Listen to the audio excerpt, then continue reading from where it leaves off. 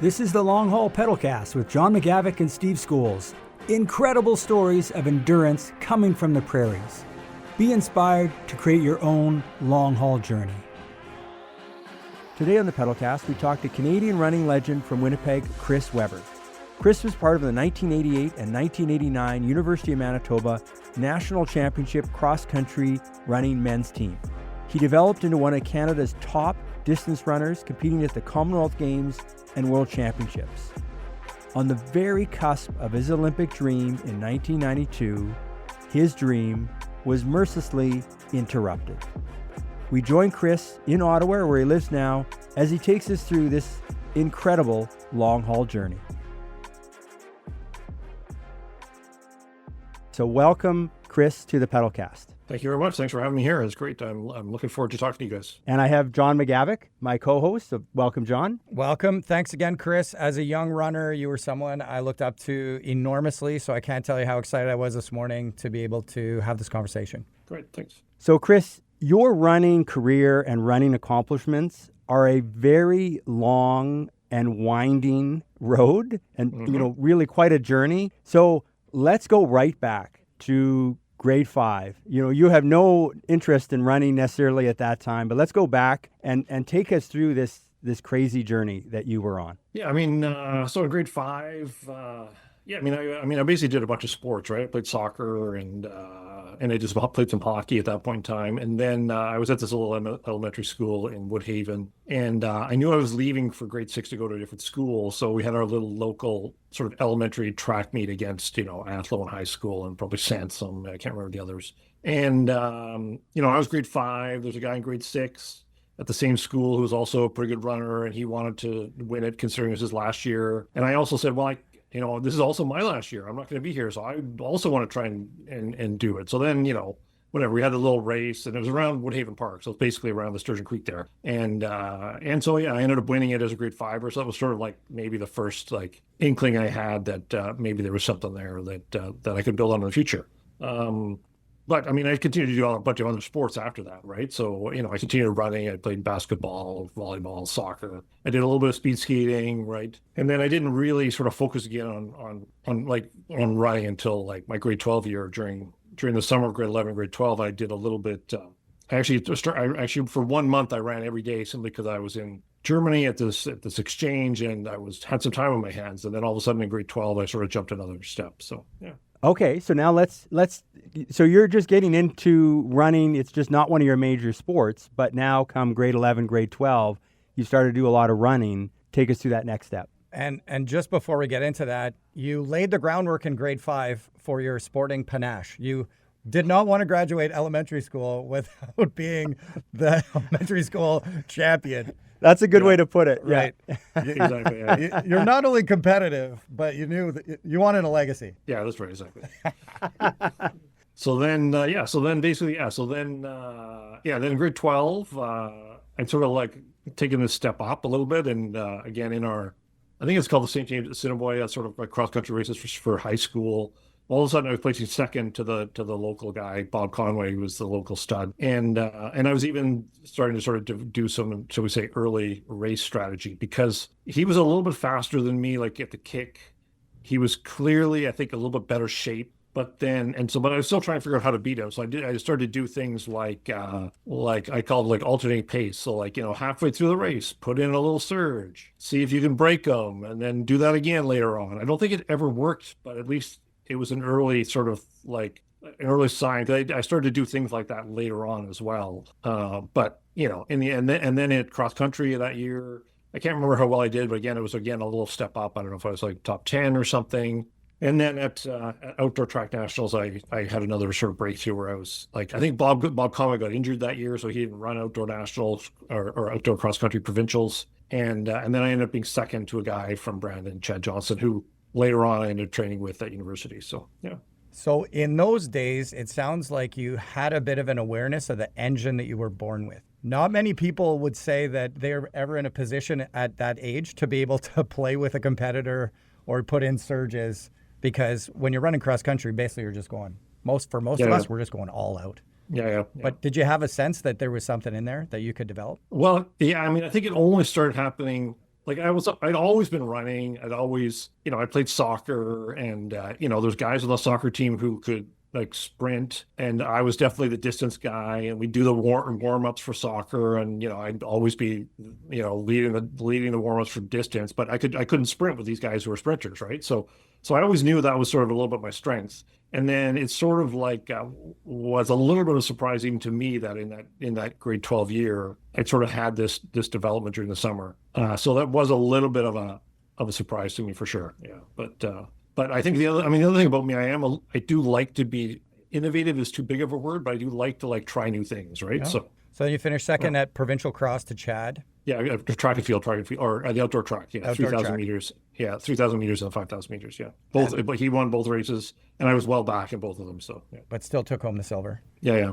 And then was the University of Manitoba knocking on your door to join the track and field team? So, I don't think they well, I don't think they. So back then, it was a little bit more informal, almost, if you want to say, or casual. So I don't think they actually knew who I was. I'd sort of just trained with the high school. I wasn't with an organized club. So then my first year, I would basically okay, I'm not sure what I'm going to do. Am I going to go play basketball because I'm 6'5", right? But I decided to basically just train myself for a year, and I didn't get any faster. So then after my first year, I decided, well, maybe I should, rely on somebody who knows something, some coaching, and join a club. So that's what I did in my second year. And then, and then I started then I started competing as the University of Manitoba Bison as well in that second year. So your second year university, and you're like, oh, okay, maybe I should join the Bison. Is that? Well, maybe I should join a track club and then see what, how does it work for making the Bison team, right? So, okay. And then, so basically my peers, my cohorts effectively were the guys who were a year younger than me, because they were all coming to university the first year, and I was in my second year, but they were sure all in the same spot, right? So there's a couple of guys like Henry Clausen was a good runner from River East that year. So so he was like the primary guy who I sort of we ended up training together and doing a lot of stuff together. So yeah. Okay. Yeah. And this is before, this is now moving towards the start of this U of M Hall of Fame era, when they started winning. But at that point, it's just kind of, this is not some grand plan. You're just like, okay, I'm just going to take a next step. You're not the absolute best runner around, and you're just taking this next step on this journey. Yeah, that's right. Yeah. Yeah. I mean, in the end, so what happened is I sort of stepped into, as you say, so there had been I think Athletics Canada had what they call a high performance center or something, and a guy named Brian Barnes had been the coach. And so when I first started with these guys, they all talked about Brian Barnes, and he was basically a coach, a little bit of the old school, which is basically all volume. And a lot of people got hurt. So he had a little bit of a reputation. I think he was also a little bit, he was a personality, I think. I never met him, but I think he was a little bit of a personality, right? So he had a little larger than life character. So there had been a little bit of a core group there, which I basically just sort of stepped into. And yeah, most certainly I was just training with these guys. So it was like Glenn Redpath, Buddy Voth, Chad Johnson was there, Darcy Reddy, a couple other guys, and they were all better than I was at that point in time. And then Henry Clausen came in, and then Darren Clausen. So there was sort of a core set of distance runners which were being built, right? And then Alex Gardner was also, I think, very recently to that had been the head coach of the U of M team, so he also started building just that as well, right? So yeah. And for people who don't recognize those names, in 88 and 89, those names will become really important when we talk about the National University Cross Country Championships, which are currently called U Sports, but I will call them CIS. Yep. And all of those kids come from Winnipeg or from Manitoba, right? This is a homegrown team. Yeah, that's right. So huge volume era coming into the 80s. What was the training like for you in those subsequent years? And can you take us through the build up to 88? Yeah, sure. So, so basically what happened is I was training with this club. So the way it worked at University of Manitoba still happens now is that it was basically a couple of clubs or two or three or four clubs, and people train with their personal coaches, and then they try out for the University of Manitoba Bison sort of track and field team. And at least that's how it works for distance, and I think it still works. So I had this club I was working with, Takis. Unfortunately, the coach there, he basically didn't want to coach anymore after a year. So then our little training group, which was basically a lot of the core people, we sort of broke up a bit. And then one of the guys approached this guy named Ron Melanchuk, who basically became like we formed our own little independent club. Some of the guys went to Raiders and went to Wynn, Gimitrosky, and then another part of the group went to Ron Melchuk. So he was basically then my coach for the rest of my career, basically. And he was so he got a scholarship down in Texas, a track and field, distance scholarship down in Texas, and he was very much a storyteller. He had lots of good stories, funny stories to tell, right? So, so he basically, I was training with him, and we basically, I mean, it was basically to some extent, I mean, always a little bit of volume. You're doing an endurance sport. There's always got to be some volume, but also mixed in with a lot of speed endurance and also, you know, some circuits and stuff like that. And luckily we had an indoor facility at, you know, Max Bell to work out indoors for some of the speed stuff, but also we're in Winnipeg, you know, we're distance runners. We're not going to run for, you know, an hour and a half on a tempo or a long run inside, right? So we also would do stuff outside as you're forced to do in Winnipeg, right? So, and, you know, it's actually not the worst thing, to tell you the truth, because it, you know, it makes you have to go, you can't sort of go too fast. You got to watch out for the snow and the wind. And it does in some ways, you know, make you tougher, make you more resilient. And it does actually sort of like sharpen the, like, it sort of sharpens the objective in your brain about, well, why am I really doing this, right? And stuff like that, right? So, yeah, and then, I mean, you know, you sort of, you know, we had 87 was Western Canada Summer Games, where I think I made that team for the 5K, as, you know, and at this point, there's a younger guy, Darren Clausen, coming up too. He's 2 years younger than me.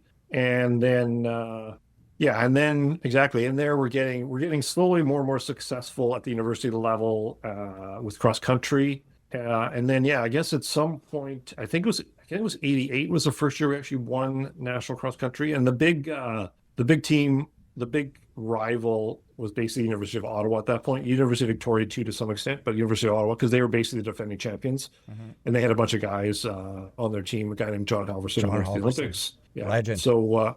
What's that? Yeah. Halverson was a legend. Yeah, that's right. Exactly. Yeah. Yeah. So he went to the Olympics. He was from Norway, but he grew up in Canada. So, and he was like 16th at the Olympics in 92, I think it was. And, so they were the rival. And then in 88, trying to remember where it was. I don't think it was on the Plains of Abraham. I think that was the next year. Yeah. Yeah. So, it may have been the University, it might have been Victoria, or no, it might have been UBC, actually. UBC, I think it was.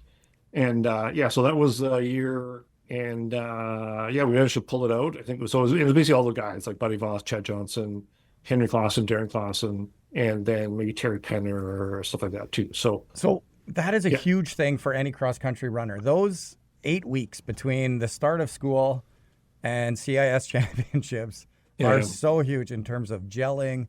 And you're doing different races. Back then, you were part of Can West, so you're probably traveling a little bit. That's right. Different places. Yeah.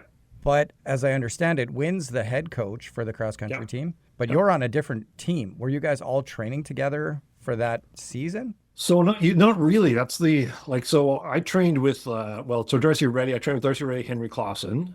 Darren Clausen has his own coach, and then the other guys all trained with Wynn. So we would basically do like Tuesday, Thursday workouts, and then races with those guys. Now, the thing about our group was, like, we were all pretty friendly. There's a little bit of, like, you know, there's a little bit of competition in the race, but we were all friendly. We all didn't really have any chips or egos, so to speak.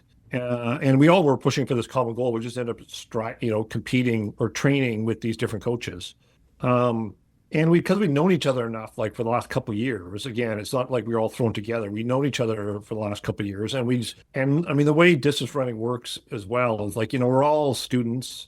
In the summer, we would go to BC to train a couple meets or to race in a couple meets, but we'd all end up staying, like, in the same hotel or staying at the same house and hanging out and whatever, going to meals together, right? So we all knew each other quite well. But yeah, so it is an odd dynamic of how that happened, right? So but yeah, Wynn was the coach, and he sort of then selected the team, and it was all based on there was some criteria of, like, a certain number of races, whether it be cross country, like provincial races, or I think we used to go down to North Dakota for a race. We maybe went to Saskatchewan for a race too. So yeah.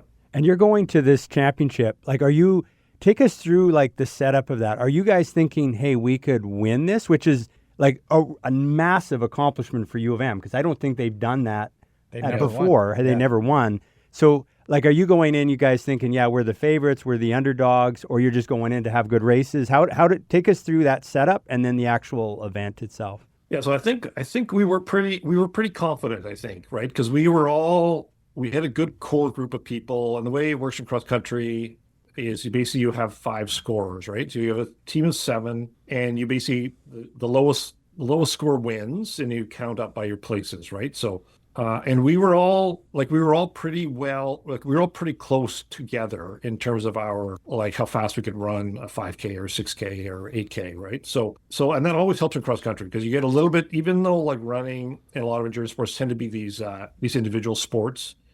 Cross country is one of those ones where it is team based and you're still running individually, but you're still like, the fact that you see a teammate ahead of you or behind you or running with you, it gives you this little mental, psychological break, a little psychological like boost, right? Right. You're egging each other on. Yeah. Yeah, exactly. Yeah. I mean, it's similar to like cycling, although I don't know enough about cycling to know that that's if they talk about that. But there's definitely that. And there's less drafting. So you're not helping each other as much explicitly, but there's still that psychological boost of you running with a guy, right? So who you train with or who's you running. So. And one additional feature to that, I love cross country, by the way, is that when you pass a guy, it's a point. Right. Yeah, that's right. So it's not just you in your own race with your own time. Yeah. You're just looking at that other colored jersey and saying, that's a point that I'm going after. So it's full on, right? Yeah, you've got that 1 or 2 guys in front of you going into that last kilometer, and you want to get that extra point or 2. For your team. That's right. For your team. Yeah. Not for it's you. Bigger than you. It's your team that you're trying to score points for.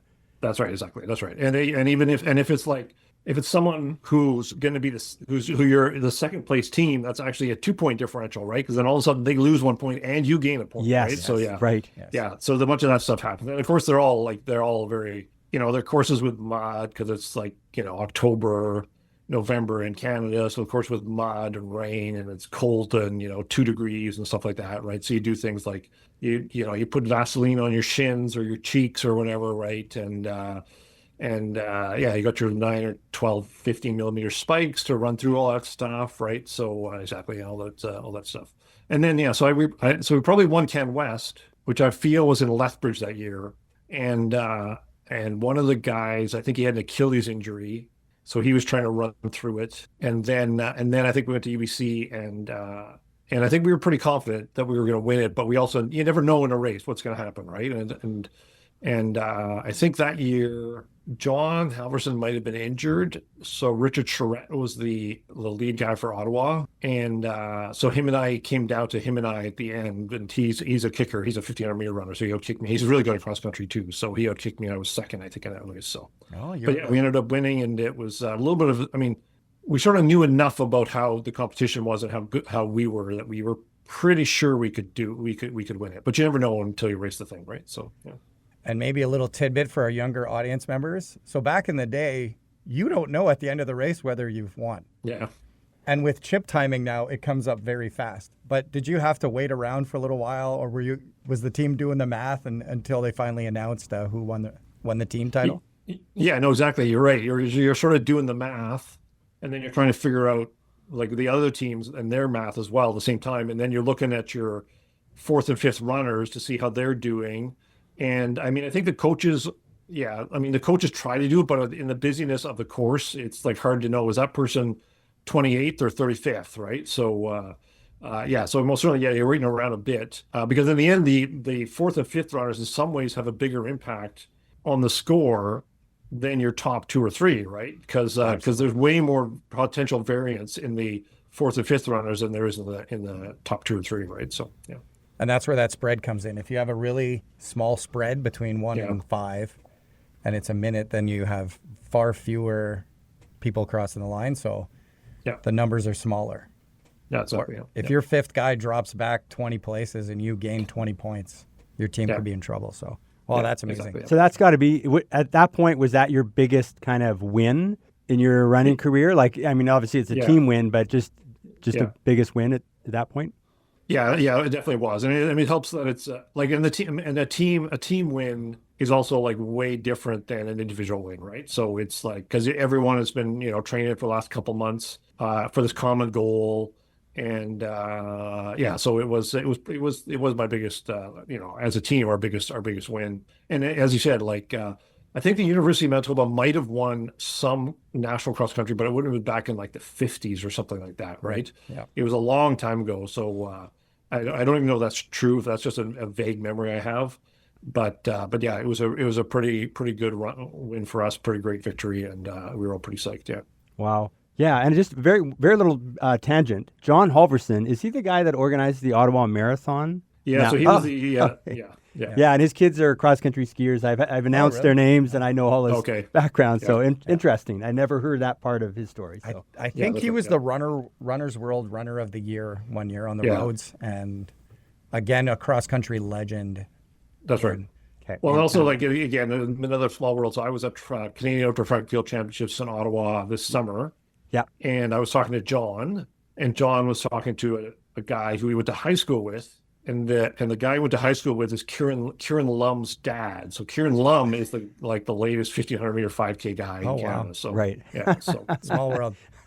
So then going into 89, then you guys are thinking we could do this again. The whole team returns. yeah. You were the low stick at second.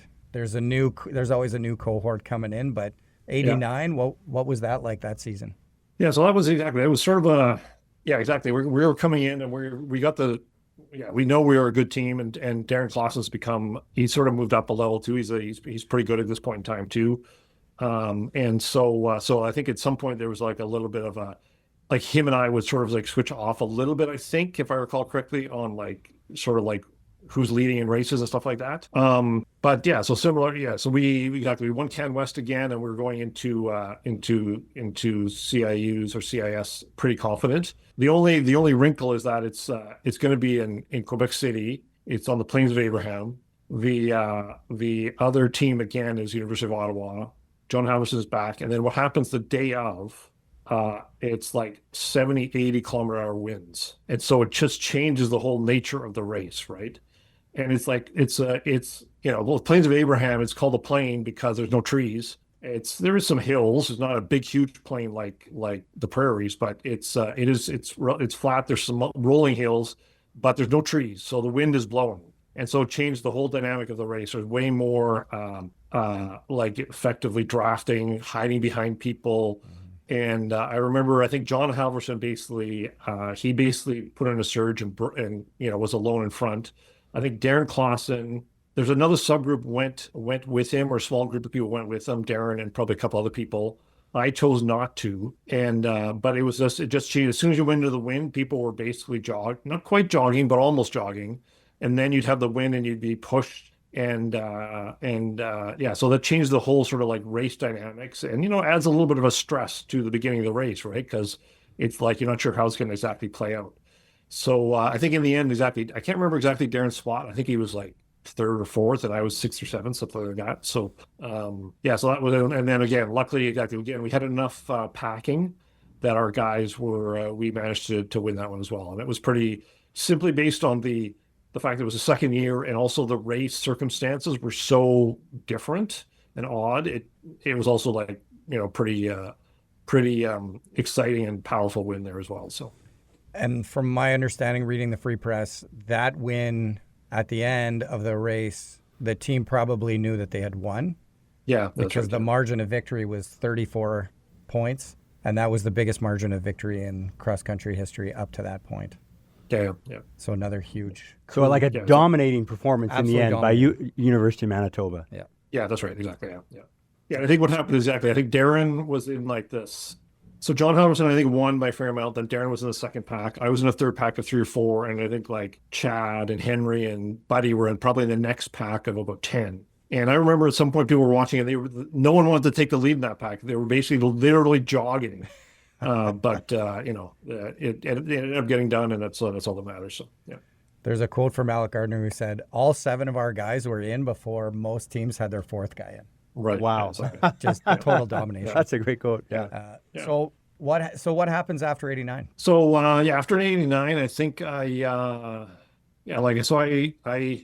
think I competed. No, that was my last year competing at UVM. So basically, I stuck around. So I had to think about what I was going to do next. I think I took a year. I think I took a year off, And I just continued to train at University of Manitoba in Winnipeg.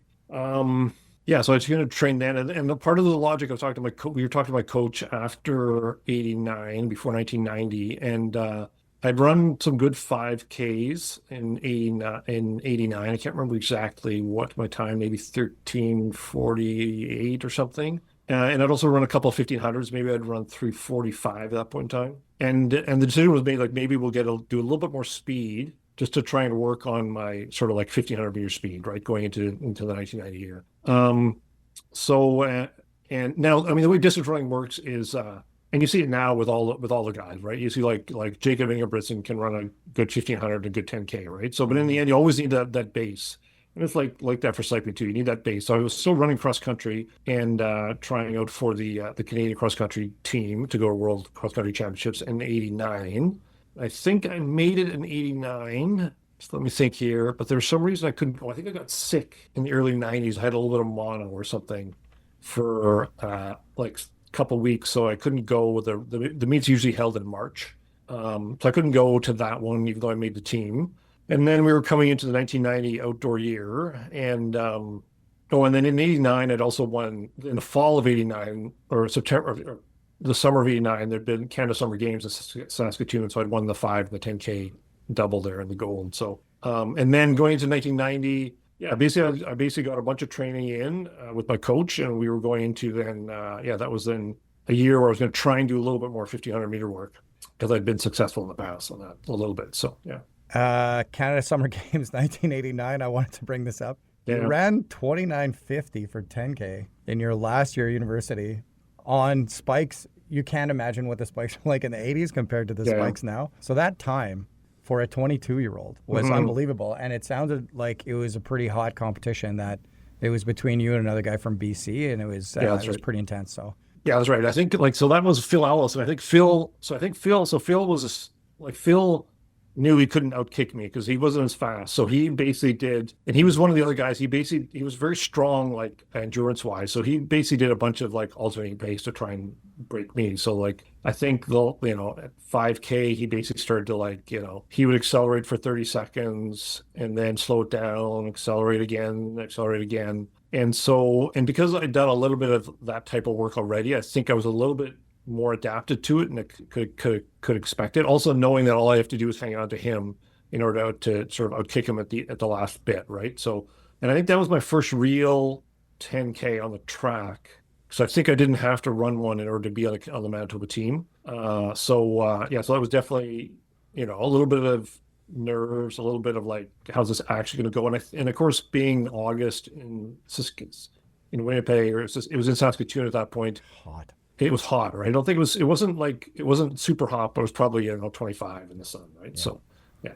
Wow, unbelievable. Yeah. Not many guys are breaking 30 in their last year university now with super shoes and with all the developments, all the advances that we've had. So that blew my mind when I was reading it. So, so that leads us into now 1991, which must have been a breakthrough year based on the numbers that I'm seeing. But can we hear from you what 91 was like?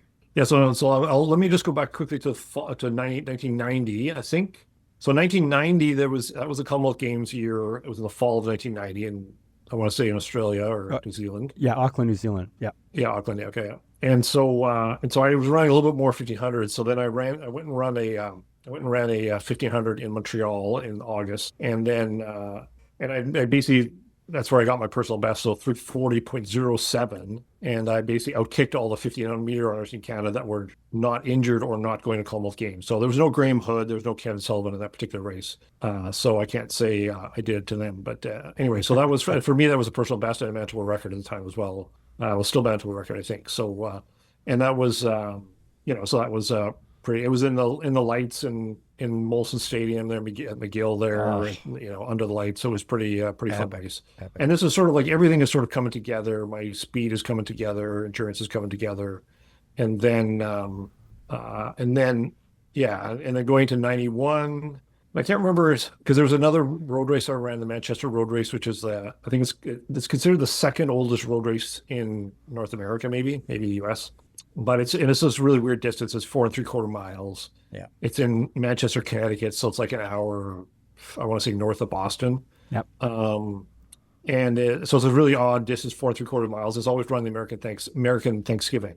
So November 24th, 25th, something like that, right? So, and this is a good little story because it was like I was flying in the night before. I think my flight was delayed, so I was flying in Wednesday or Thursday night before. And let's say it was on a Friday. Let's say the race was on a Friday. I can't remember. It was either Thursday or Friday. And there's a large Irish contingent down there, including in the race itself, and as well as, of course, the community, right? So, and also Providence, which is close by, always had they had a lot of Irish guys on scholarship at Providence, Rhode Island. Yep. And the coach, I'm not sure of the coach at that point, but it might have been Ray Tracy, who ended up being John Tracy's brother. Yes. And John Tracy won a silver in the marathon at the LA Olympics.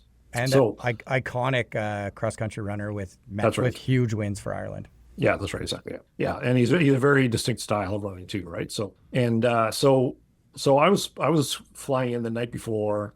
The race was going to be the next day, start 8 a.m. I'm not sure why. Well, it's probably coming. No, I don't really know why. Anyway, it doesn't matter. But apparently they always have the spaghetti night the night before for all the athletes. And they have them up in front of the stage, and it's a bunch of Irish guys and a couple Americans. And they all know each other, and it's a very friendly environment, but at the same time, they're all like taking the piss out of each other, right? A little bit of like, and then of course I wasn't there. So then I became the sort of like target of choice, 6'5", a guy from Canada, nobody heard of him. And I think it was supposed to be cold. I think it was going to be like +2 Celsius, maybe a touch of snow. Right. So people were sort of like, making fun of me without me being there, which is fine. It did happen. So apparently that's what the stories I heard. Right. Yeah. So, go ahead, yeah. I'll just interrupt because people may not understand this. The reason why they know you're coming is because you're invited. Right. Exactly. That's right. And they flew you out. And I love this about the Northeast of America. Whenever they have big races like that, they always pick 1 or 2 Canadians and 1 or 2 Irishmen or Irish women to come to the races. So you were probably the one Canadian that got the invite. Yeah, that's right. Yeah, and they got their plane ticket over there. Oh my God, that is so exciting. That must have been great to get that invitation. Yeah, it was. And I think what had happened, I probably started to work with an agent in like 89 or 90, and this was maybe like one of the races he got me into based on maybe how I ran in the summer and being a Canadian, stuff like that. So incredible. So for me, and then maybe for them, they were thinking like, oh yeah, we don't know who this guy is, but we'll get a Canadian or stuff like that, right? And then, so then the next day, exactly, it's a cold, it's like 2 degrees or something like that, and or maybe it's 4, but whatever. And it starts up this big hill. It starts up a hill, which is that's the first miles up this hill. And again, I'm sort of going as blind. I maybe got a ride up the hill, but I don't think I got a ride down the backside, or maybe it happened the night before. Because they billet everybody at people's houses. So I was staying at someone's house, and they might have driven me up the course at nighttime. I can't even remember. And but then, so I'm basically going in a little bit blind, right? And which is sometimes that's the best way, right? Yeah. It's a little bit like Soren was saying how he performs better sometimes when he doesn't really know he just shows up, right? It's sort of like there's no pressure. All the pressure's off of you because there's, and so that sort of worked out well. So I just ended up going with the pack, and then and there's a bunch of guys. There's a guy a guy named John Grigoric, who was a steeplechaser for the American. He made the Olympic team. Yeah. Robert Conway, an Irish guy, a couple other Irish guys, and John Tracy was in the race too. And so he was the guy so he was second in the Olympics in '84. And so, and then I think there was an African guy, maybe Phil Mechanic, and maybe he was there the next year. I can't remember. Anyway, so so I basically just tucked in the pack, and then when it went along with them, and then I think with about a couple K to go, I probably started to push it a little bit down the hill. And then before I knew, it was just me, and I think Frank Conway, I think his name was. It was just me and Frank Conway, and then it finishes up a small uphill, and I kicked them going up the last little bit. And so so that was I don't know, a lot of people in that race, and there's a lot of press coverage on the side. So I was sort of a complete unknown. At that point I was 6'7", not 6'5", because I'd grown a couple inches at first year university. This 6'7" unknown Canadian coming through and winning. So it was pretty fun and exciting. Yeah. And the American races are pretty, like they have all these little parties afterwards, and as a winner, you're taking all these like little house parties, and people want to talk to you and chat you up. So it was pretty fun. Yeah. And this race, like, it's been going for almost 100 years now, and it's the same distance, right? It's this unusual, 4.5 mile distance, but you can see the times. And you see runners like recently, like Connor Mance, won the race, NCAA Division I champion, sub 1 hour, half marathon, all of that stuff. Ben Flanagan. Ben Flanagan. Yeah. So, and these times, this is a course that you've never seen before, you've never run on. And the times, from these guys are barely faster than what you ran 35 years ago. And again, like all the technology, all the training methods, it's really cool to kind of compare it to, current day runners, where you were at that point. That's amazing. Yeah, exactly. Yeah. Yeah. And then, the other fun thing too is just the camaraderie around, around runners, but I'm sure it's again in other sports too, right? Like cycling and other ones too. It's like, so the next day, like basically John Tracy basically saying, "Oh yeah, we're all going for a long run. So why don't you join us?" So then I basically got to go with this like whatever, an hour, 70-minute run with with a bunch of those guys, John Gregoric, John Tracy, and a bunch of them, and maybe Charlie Brehe, who was the organizer. So again, that's all sort of part of the fun and mystique of being able to perform, right? Like and run with these athletes. So yeah, living the dream. Yeah. Oh, I have goosebumps just thinking about that. That's amazing. So that was 90 or 91? Well, yeah, so I think it was 1990. I can't remember exactly, but I think it was 1990. And that leads into 91, which is the year before the Olympic Games. Yeah, 1990. Yeah, just checked. Yeah. And then, maybe walk us through 91. So you finish with this huge win. Mm-hmm. How are you feeling going into 91? Yeah, so I'm feeling pretty good going into 91, and the Olympics coming up the next year. And you're sort of always thinking, like for me, running was really about making the Olympic team. Okay, that was really a big part of like my driving goals. Partially because I watched the '76 Olympics on TV and saw Lassie Viren and all that sort of stuff. So that was I was 10 years old at that point in time. So really, that was actually for me like that was really one of the overriding goals, right? So. And then so in 91, I can't remember. Let me just think here. 91, I'm basically training through the year. I think I might have gone to Europe and raced a bit in Europe in 91. I can't remember exactly and then I also ran cross country in the fall again. And I had made the Canadian team there. So for cross country, I think we were going to go to Enshrinement. So it was going to be in France, and that was then getting my first time running World Cross Country Championships in France, which is a whole other race, right? We saw the one in Tallahassee, but this was really, I would say the peak of international like cross country running was in the 90s, because there was one race. It was 12K. And it was basically like all the best runners from all countries, 1,500 meters up to marathon. And you basically had probably, 200 people in the race. Yeah. Right. And it's 12 kilometers. So it's a hard race, a hard long race. And, you're racing against all the guys. So I think I was like the first year, I don't know, I was like 110th or something like that. So that was, I'm just trying to, I think that sounds right. That sounds right. So that was 91, and then so I had a pretty good year in 91, and then going into 92, again made the Canadian team for cross country, and that we ended up in Boston, and that was Boston World Cross Championships. Oh, wow. And there I think I was like, I don't know, 80th or 75th or something like that. And it was in the snow in Boston. Yeah. And I just remember coming out of that one and being like so pumped up and to like train hard for the next few years, because basically I'd go into these races and you could sort of come away from it being not really discouraged, but like being like, oh, I tried so hard and I'm still only 75th. But I came out of that race, I remember just the run afterwards being so motivated, like I'm gonna get these guys. I'm gonna go train my ass off and get these guys. So so I came out of that super motivated, right? So and just so everyone knows, so this is March. That's right. Yeah. World Cross is always in March. So this is the early part of 1992. That's right. Yeah. If I remember correctly, though, you were the Canadian champ in the 5 and the 10K on the track in 91. And did you win National Cross in 91? Yeah. So I didn't run in 91. So I think I was, I don't think I was the 10K champ in 91 for Canada. I won 5,000 meters on the track for Canadian Nationals in 96 in Montreal. But in 91, I was probably top 3, but I don't think I won it that year. Okay. And then, 92 March. So this is March 92, exactly. Yeah. So it's gearing up for the Olympics.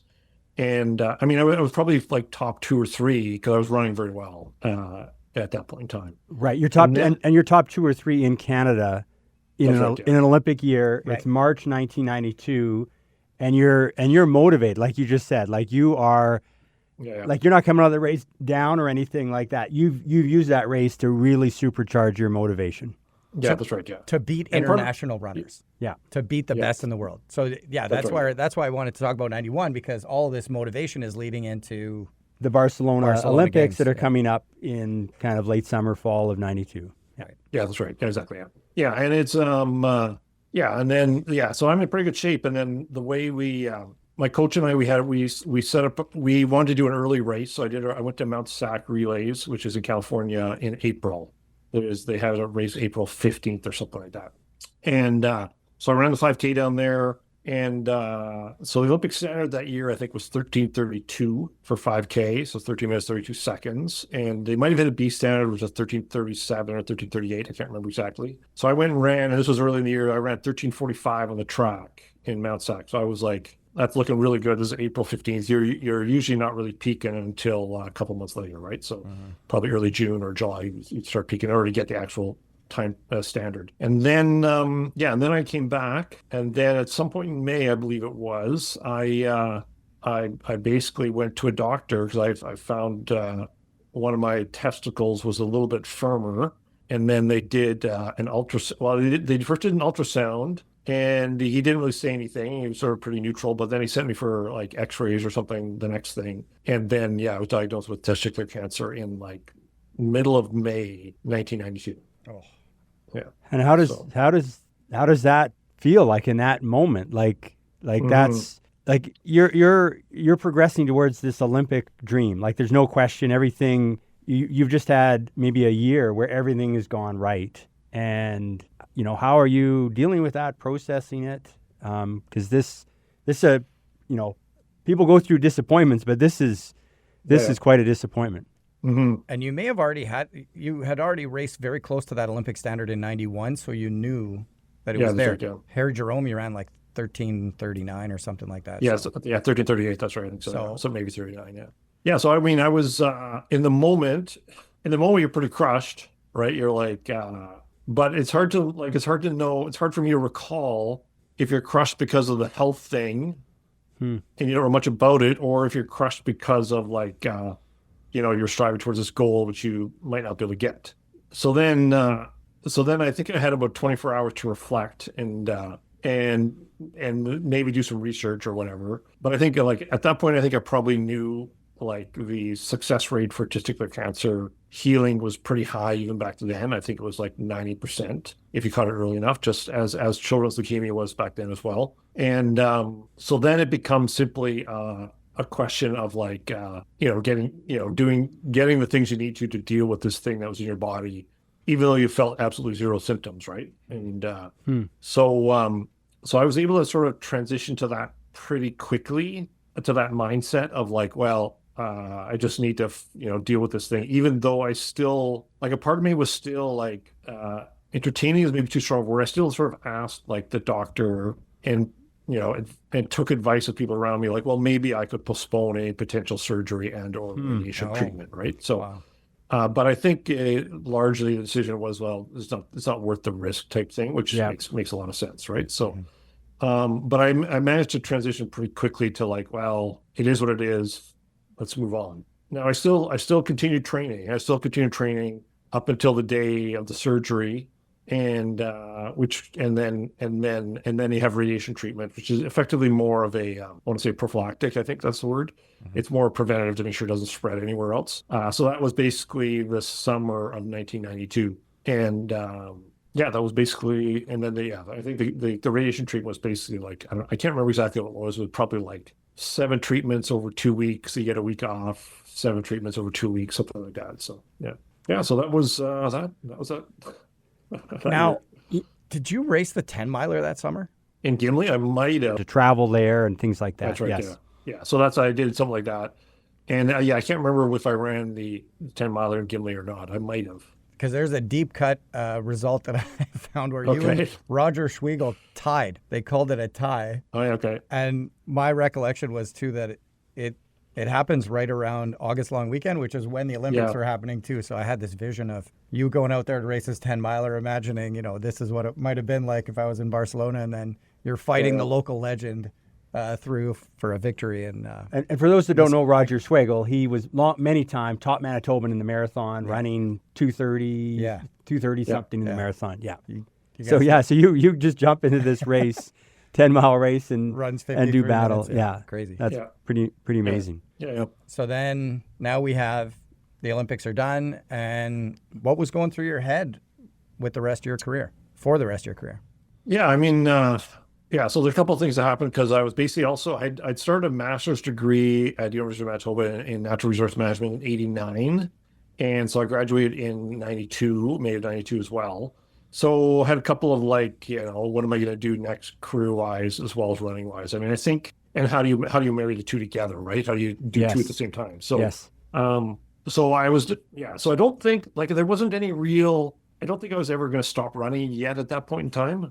So I did start back, and then I also managed to get a sort of a contract job with a consultant, which was basically like 25 hours a week. So that actually worked well for training. And then I started training, and then I actually and I remember the first sort of real race. So I ran Canadian cross country championships in 92. I want to say it was in Etobicoke. And, I ran all right considering, right? So I was probably 25th or something like that. So, but yeah, I do. I still, it's funny. You have some races you just have these vivid images from. Other ones you sort of blur. But I still remember the final couple hundred meters running onto this dike and finishing up. And again, it was a classic 2-degree day rain, but definitely emotional coming across the finish line for that one. So yeah, it's not your best result ever, but it was so meaningful for you. It was kind of like you're back in some way, and you're racing. And I mean, I get a lot of enjoyment from running, right? I get a lot of whether it be endorphins and physical enjoyment from running, and and that whole, partially because it's I was a skinny kid. I was bullied a bit when I was a kid because I was so skinny, but running, really gave me a sense of power and control and strength, right? And also just being outside, touching the ground, right? So, so that was the other part of it too. There's just so much, I get so much physical, and I mean, in the end, I get so much physical enjoyment out of just moving my body. And it happens that running is one avenue I can do that in, right? So, yeah. That is a universal thing amongst runners. I feel it's such a part of your identity.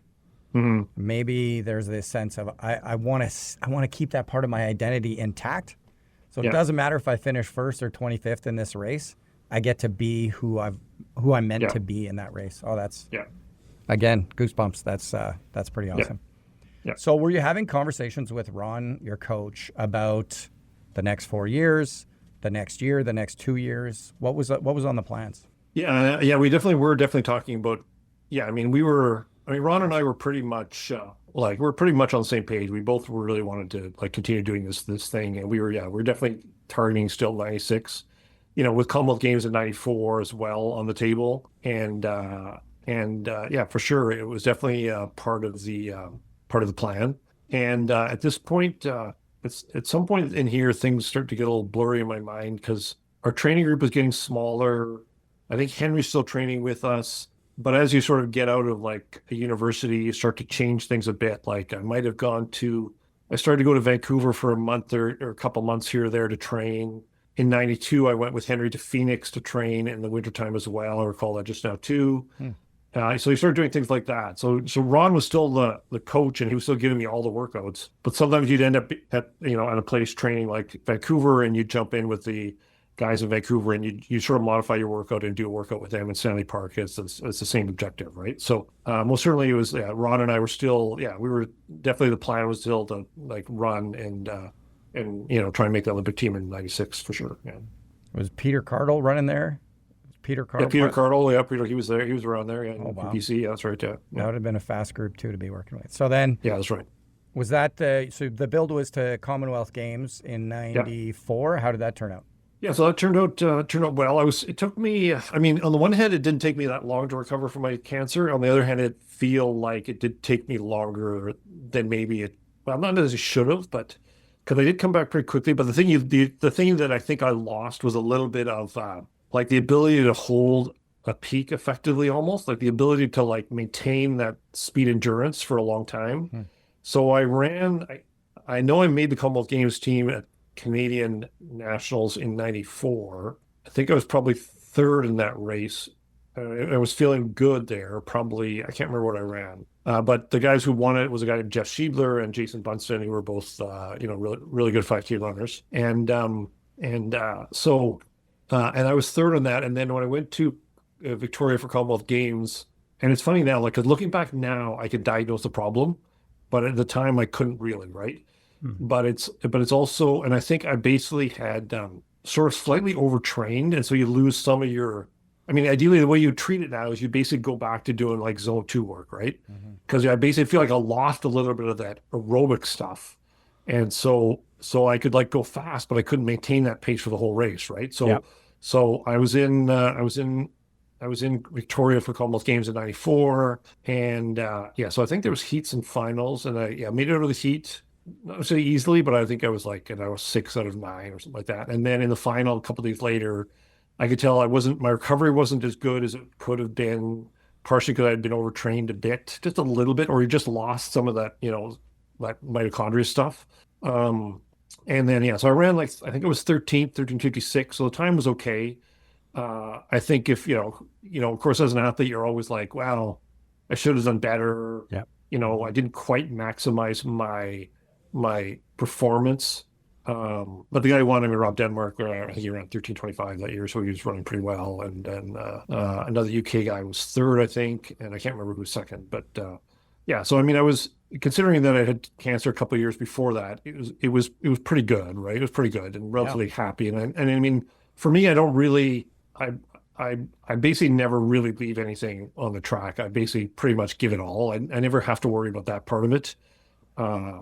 I might be sometimes a little risk averse, although that just might be a critical view, of a particular race or race strategy. But maybe it's just I actually can find that line really well. Who knows, right? So so that was '94, and that was '94. Yeah.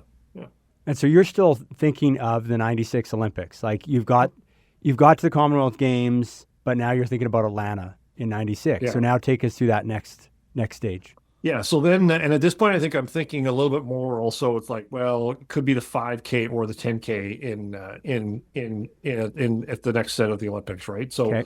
and to me, a little bit way which one goes, and sort of a natural progression of a distance runner to sort of like start off at shorter and go longer as you get older, right? So I was mostly 5K guy with a little bit of 1,500 meter stuff, and then maybe I'm going to transition more to like the 10K. And you're about 28, 29 at this point? Yeah, that's right. 28, 29. I turned 30 and I would have turned 30 in '96, September '96. So so 28, 29. And self-funded? So I was this point. Yeah. So at this point I was still working probably part-time at this consultant job at 20, 25 hours. I was getting karting funding probably as well, like probably what they called a C card back then, which I think was like $1,000 a month, something like that. And I think I was I'd lived on my own for a while. And then my parents had bought a house in Winnipeg on Chestnut Street, which we rented from my parents. So my brother and I rented from my parents. So that's what we did there. So it was, and we were pretty reasonable rent back then. It was like $350 for one room of a house. So so that was pretty good. Good old parent subsidies. Good stuff. Yeah, exactly. So, and then I think also like in there, I think I actually might have gone to Switzerland to train for a couple months in the winter time, just sort of checking out, because my dad is from Switzerland, so I have some Swiss relatives, and so I went there for change it up a bit, get away from Winnipeg winter a little bit, even though it was still winter there, but there's more chances to maybe go to do some warm weather racing and or just change it up a bit. So I did that. I think that would have been 96 just to get a little more volume. And but yeah, I can't remember exactly how the rest of that year unfolded, but I didn't quite run fast enough, even either the 5K or the 10K for 96. So that's yeah, probably a little bit of a blank on that one. Yeah, I remember the Winnipeg Free Press articles where you were trying to get that time. I remember there was, just so close, but not, not quite at that Olympic qualifying time after coming back from cancer. So that was a story that was very popular in Winnipeg at the time. Your efforts to try and get there. But exactly. And at nationals though, you were always in the top 3. Yeah, that's right. Yeah, that's so right. Yeah. Schiebler was there, Bunston was there, you were there, and you guys are kind of rotating. That's right. Yeah. Switching off medals every year. Yeah, that's right. Yeah, and in '95, that's the year I won. That's the year I won 5,000 meter nationals in Montreal, and so I outkicked Paul McCloy. It was a little bit of a tactical race, and Paul McCloy was so he was a little bit older than me, maybe 4 years older than me, and so I outkicked him, and so that was a pretty a big highlight as well for me. And then and then the next couple of years, exactly, like Jeff Schiebler was a little younger, and a guy named Sean Cayley was coming into the picture, Jason Bunston. Yeah. And these are guys who went, not Jeff, but Jason and Sean went down to the U.S. on track scholarships. And so they were all exactly faster. And then a guy named Ian Carr as well came in there a bit too. And I'm trying to think of a couple other people. But yeah, so they were all, exactly. It was sort of like a little bit of like some new people coming in and out. And you never knew everybody, you never knew at one particular race or not who was on the top of their game or not, and who was maybe had some injury issues or not, right? And this is back in the day when there's no super shoes, right? It's all very much old style shoes. So I think injuries, like overuse injuries, did happen a little bit more maybe than they do these days. But and there wasn't internet. No, you show up at nationals, you don't know where these guys are at. There was a magazine, and there was word of mouth. So it's kind of fun to think about those days where you just show up. Is Cayley going to be here? Who's Cayley? I've heard about this guy Cayley. What's going to happen? Yes.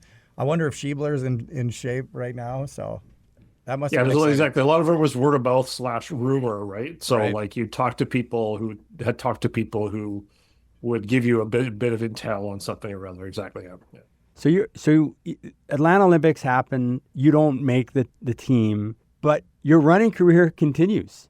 Mm-hmm, You're 30 now, and you keep going. Yeah. And it looks like you doubled down. Well, a lot of fast times. Well, yeah. I mean, whether you double down or what, we can see in the results that you start hitting some of your personal bests. Now you're into your 30s. Yeah. So take us through some of the stories there. Yeah. So basically, I mean, at that point, I basically was a little more committed to sort of slightly longer stuff, so more 10Ks, but also cross country, which helps a lot too with that longer stuff. And yeah, I was still in Winnipeg, and I'm trying to think what was I doing for a job there. Yeah, so I think at that point I got a part-time job I got a job with the government of Manitoba, and I went to Vancouver in there as well to train a bit here and there. And I mean, I guess for me, it was like, okay, I got one more 4-year cycle to make the Olympic team. Okay. And so I think that was a little bit my focus, or at least what I was thinking, right? And maybe get a little more volume, just to work with that part. And at the same time, it starts to get easier. And on the one hand, it starts to get easier because you could sort of like touch a base with like your base physicality a little easier and get back to that spot, right? And is it fair to say, like, you've started to learn more about your body, like what you need, what's working, where you're at, different times, different markers, all of that? You've kind of learned a lot of that over the previous 12 years. That's right. And you also just figure out like what workouts your body responds to and likes, right? And like even now, it's the same ones. It's the same, like slightly more endurance, but with some speed. The same workouts. It's like, oh yeah, these are so good, And so that you understand that a little bit more about yourself too, and also you're able to manage a little bit more, like not getting sick and not overworking and stuff like that, right? So yeah, and then between the Olympics, you sort of end up doing a little bit more maybe road racing. You try to do a little bit more stuff like that, and at that point, I also had I had an agent in the UK who would help me a little bit. Again, I didn't make him a ton of money, but he would find me the occasional race. Like, I think I went over a couple summers in a row and would race 3 or 4 races, like in Manchester or Durham. And then I also went one winter I ran some cross country races in Ireland and England, and went to Morocco for a race. So all that sort of stuff helps to sort of like give you a little bit of a focus on terms of competing, especially because you're now you're outside of the university, and you sort of got to find races which you can perform in. Because again, you're not, I'm not a full time.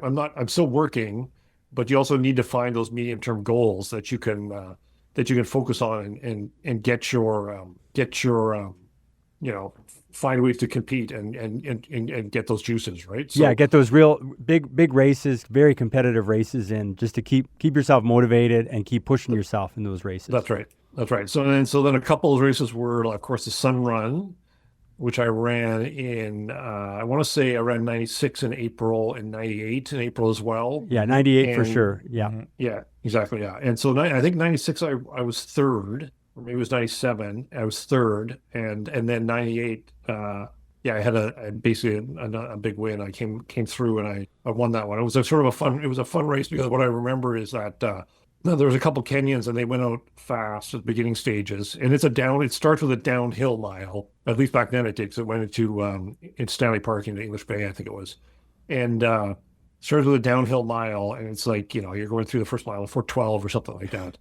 And then and a couple of these Africans took off, not there, but maybe 3 or 4K, and we let them go. And then the pack I was with, I think Steve Boyd was in that pack from Ontario. Oh, wow. And a couple other people, but I was feeling good around 6K, and I just sort of like, there's 2 Kenyans ahead of me, maybe 3, and I just slowly like pushed after them and slowly like picked them off, and then got the last guy, I want to say Simon Chimoiwoy, and then and I don't think I even really need to kick. I think I had a 5 or 10 second lead on him to finish it up, and that was again a very powerful feeling, right? When you can go out and you can sort of like, you can come through at the end, almost basically negative split, and pick these guys off and win the race. So that was, and again, that's like, that's the biggest race in Canada. There's probably 40,000 people in that race, right? So exactly, huge numbers, big names in the start line, and you're 31, 32, and you're able to put that whole strategy being the patience, and then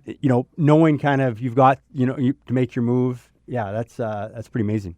And it reminds me of your story of Boston World Cross. You finish that race and say, I can beat these guys.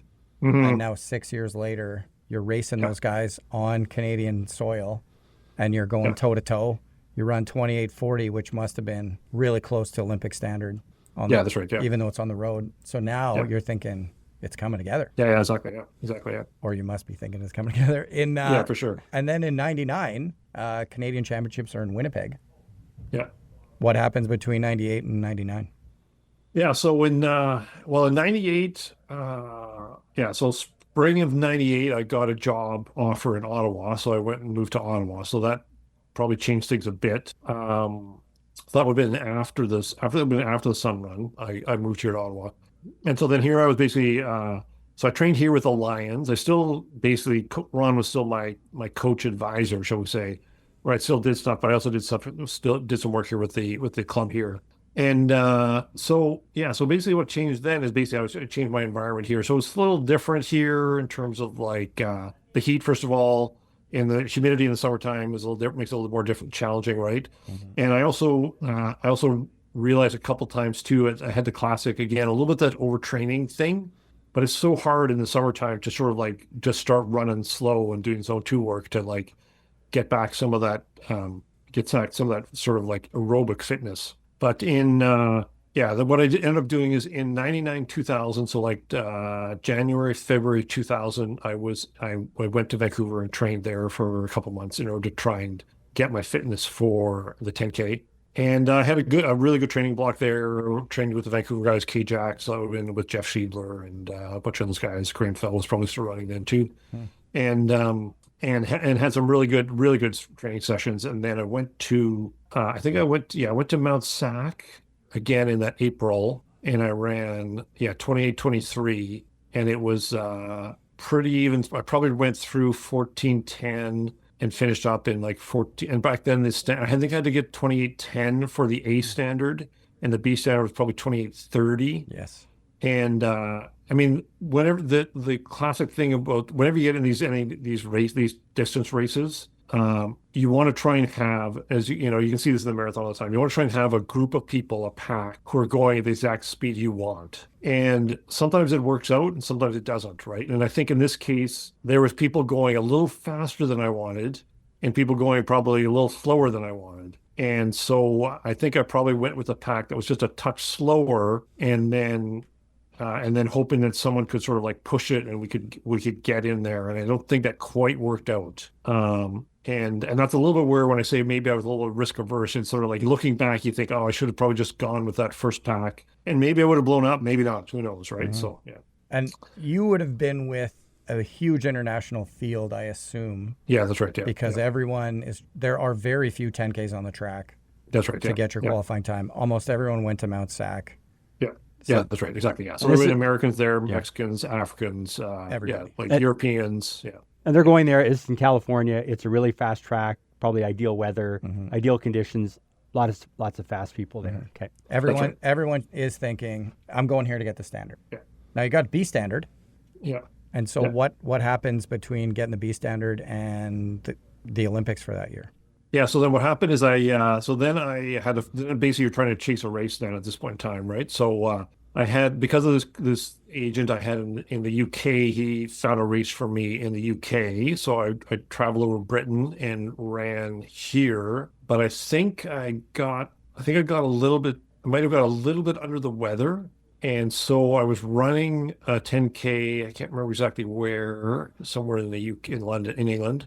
And I think at some point I was going to be off the pace. I was like probably 6K in, 7K in. I wasn't going to get my 28:10. And then the question is, do I drop out and save myself for another race? And so I don't have to take as much time to recover or not. And I think I actually dropped out, and I don't do that very often, but I think I did that. And there's another race. I knew there'd be another race at Harry Jerome track meet in June, late May in Vancouver. So then that was the next race. And I think at this point, again, I called the word overtraining. I'm not sure if that's the right word, but it might be, right? You're just a little too peaked. And what I needed to do, if I was to do it again, is basically just sort of need to do you need to do your aerobic work of just a bunch of longer stuff at a good tempo pace where you're building yourself up again rather than tearing yourself down.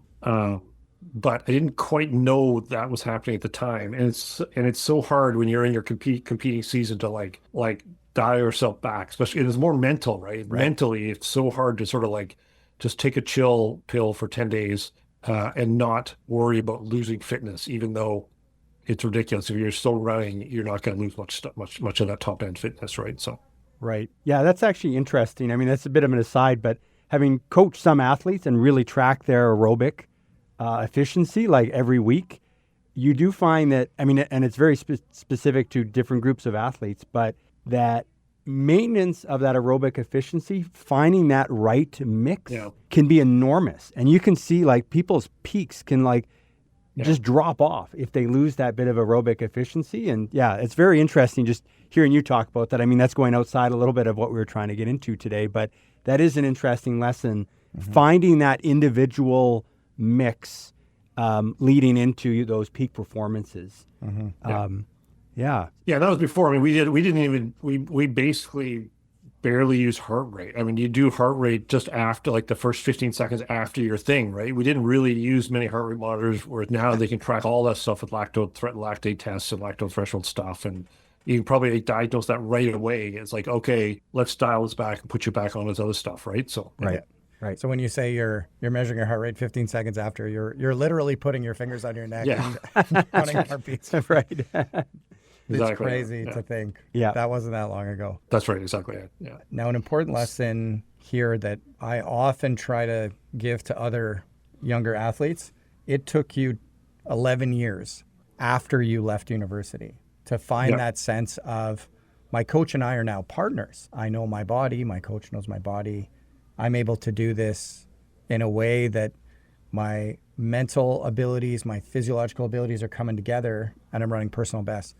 How do you stay consistent? How do you stay committed to that process for that long of a time when so many people just decide, I've had enough, I'm going back to work, I'm done with this running thing? Yeah, I mean, it's a good question. I mean, part of it is part of it is you just really enjoy the activity that you're doing, right? Yeah, I mean, well, certainly as you leave like college and your track clubs, there definitely is less people around to train with.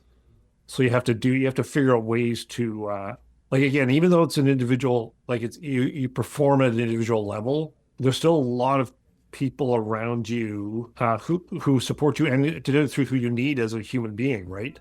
Whether it be family but you also need you need a training group, you need teammates, because most people cannot do this on their own.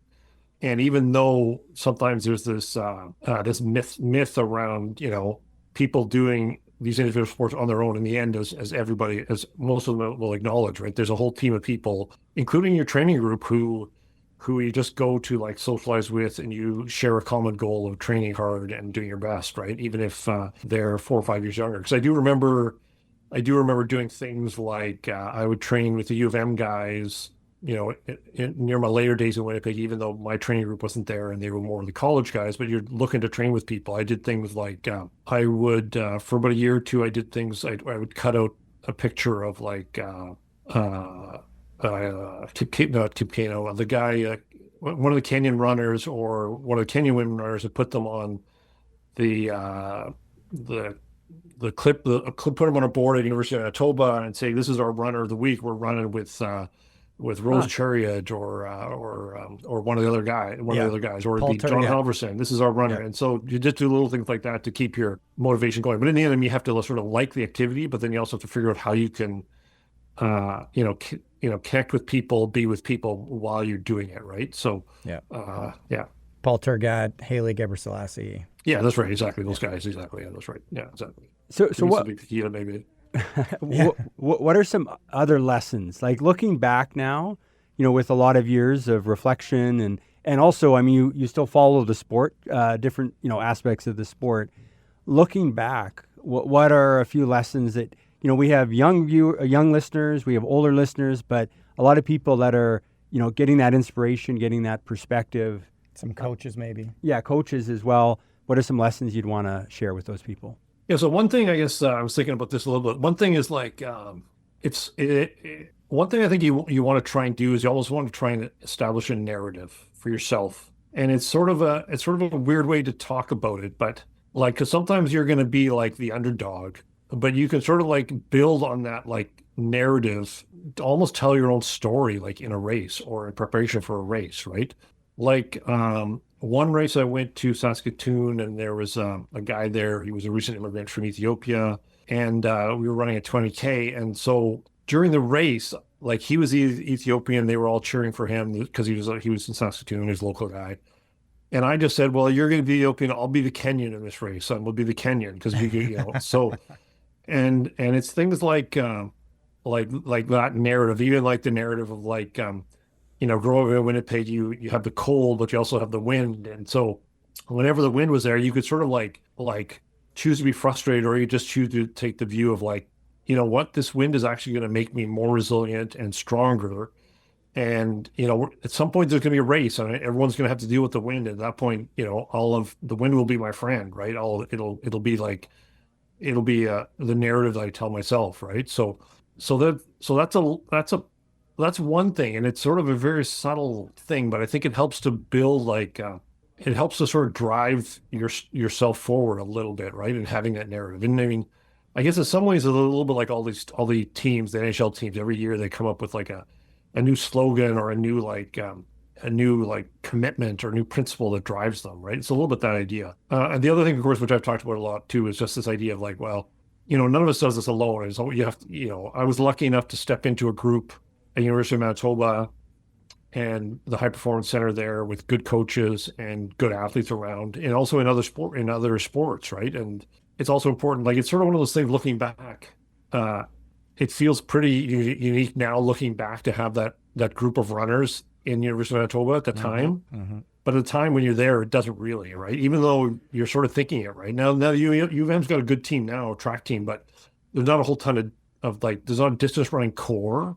Mm-mm. And back then with the U of M team, when we won the indoor track championships, we had we had sprinters, we had jumpers, we had throwers, we had distance runners, right? So, so that's a big part of like the thing I've learned as well. And then of course, like the other risk is that sometimes your goals can take over, right? Like sometimes your goals can take over and drive you. And you sort of got to be careful about that. You got to always got to put yourself ahead of your goals. Because in the end, if your goals drive you, then sometimes you feel like you feel pressure. You don't really feel, you got to always like the activity, and you got to be choosing to do the thing you're doing. So that would be the other thing. And it's a little bit like this idea, like, as Soren was saying about like, if you come into it with no pressure, you sometimes can just like perform better, right? And it's the same thing, you talk about coaching kids, and the best way for kids, and it's not even about performance, the best way for kids to enjoy the sport is if it's fun and there's no pressure. And it turns out that actually that's how people perform the best too, right? Right. They perform the best when it's actually fun and there's no expectations. But we live in a world of expectations, and we live in a world of like people predicting and people looking ahead and wanting things to happen. So it's hard to avoid that. But that is still sort of like, as an athlete, you need to be able to filter that stuff out. And you see professional athletes doing that all the time, right? When they answer questions in interviews, they talk about, you can see them responding to the question in a way that allows them to sort of like continue to pursue their craft, right? So Amazing. Yeah, really, really good wisdom there. Like that's a lot of hard-earned wisdom that can be shared with a lot of people in the midst of their journey, or looking back on their journey, or starting their journey in endurance sports. So that, as someone that followed your story in the news, this was really nice to hear all these details behind and how you process this, as we started this very long and winding journey, how you process that. I definitely, it can really enhance my perspective, and hopefully others for sports. Yeah, absolutely. I think we only had a 2D version of it, or a 1D version of it with black and white numbers at the end of the sports section in the Free Press, and the odd story here and there. But it's so nice to hear from the inside what that journey was like for you. So thank you so much for sharing it. Well, Steve, I said it a few times, but I still have some goosebumps having had an hour and a half with someone that I looked up to through my entire high school and university years as a Manitoban, that I was so proud to see on the national stage and on the international stage. I didn't know any of these stories, so this was so great for me to listen. Yeah, and if you think back, when we started talking about runners on the podcast, we both simultaneously said Chris Webber. Yeah. And that's someone we didn't know. We never met him. No. Never talked to him, but we saw those stories and how they emerged over time, and knew that there was more to it than just what you read in the paper. And we learned a lot of that today, or some of that today. Yes, and for me, cross-country running is my favorite sport. We just had World Championships. I was watching it on CBC. But to relive the 1988 cross-country championships, where Manitoba, who was made up of a team of maybe 7 walk-ons, in the sense that they weren't really recruited, gets the sense that they're good enough and that they're building up to this. And maybe they're on different teams, but they're united this fall. And to finally win it, but to hear through Chris's eyes, or Chris's experience, that even though he was second, it was the team championship that he really remembered. That was so great for me. Yeah, how unique that was. Yeah. Just that in running as an individual sport, which he brought up many, many times, was really a team moment in 88. And then they did it again in 89 under really tough conditions. They were able to repeat. And that was his final year of university. Like this was a bit of a process. Like it took a while to build that team, and then boom, final 2 years of university, he's at his best. The team is at his best. Win 2 back-to-back championships. With one of the biggest margins of victory ever. And then after that, every runner's dream after leaving university, having one of the best build-ups to an Olympic Games possible. 1991, hitting everything, winning everything, making a national cross-country team. Going to Boston in 92. Paula Radcliffe actually won that year. Yep. Everything's there. Everything ahead of you says, I'm going to make this national team. And then... Yeah, on the cusp of his Olympic dream, gets cancer diagnosis. And yeah, I remember reading that in the paper, and I can remember the moment of seeing that and just my heart sinking as an athlete, seeing that, a young athlete going, my goodness, like that's not just like you broke your leg or whatever, like this is life and death. And just listening to how he processed that and then move forward. Yeah, and you bring up such a good point. I felt like I was on his team. Totally. He's from Manitoba, I'm from Manitoba. I've never met him, never run with him, but I'm on your team. And to feel that setback hurt me a lot. But actually, in this whole narrative, it was just a minor setback looking backwards. So for him, the journey was still going on. He still had multiple games he was looking forward to. So a message that I took away, or theme from this, is that he was so good at coming back from adversity. Very resilient runner. Yeah, and that's a good word, resilient. And even talked about, like, you can look at the Winnipeg Winters as like, oh, get down about it. Or you can flip it around and say, hey, this is making me better. And it's going to make me better versus those other runners that are going to, they are going to pull back when the conditions aren't so good. Now he's ready for those conditions. And that's such a flip in perspective that can maybe keep someone going as part of the puzzle of keeping going in a sport for as long as he did.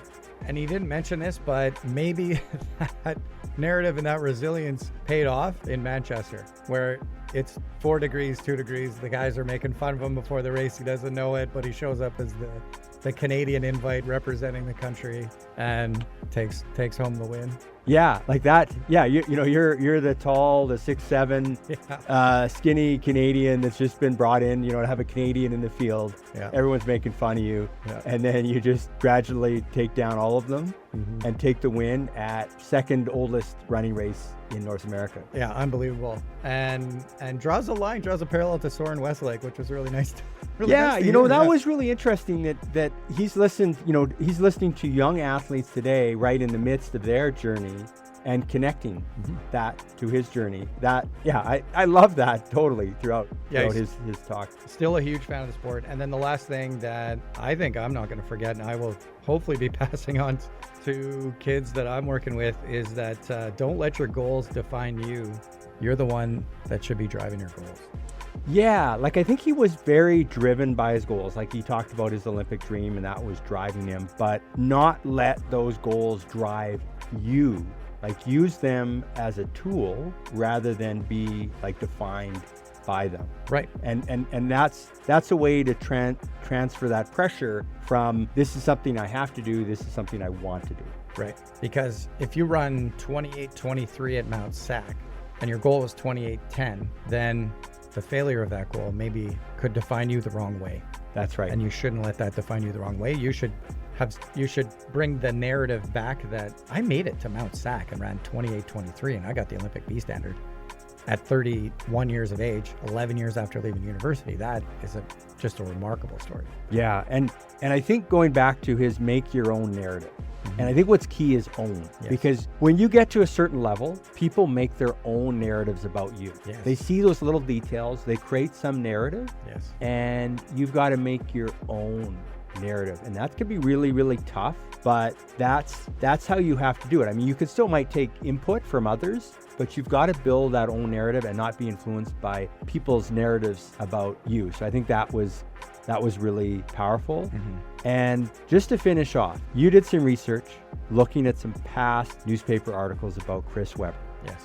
And one of them was a very powerful headline. Just share with our audience that headline. The headline in the summer of 1992 was a black headline. And this is after he's had the diagnosis. It's in the news that he hears this runner on the cusp of his Olympic dream has gotten cancer. This is late spring of 1992, and then the summer headline. And the summer headline is "Cancer Loses Battle." And I just was like, wow.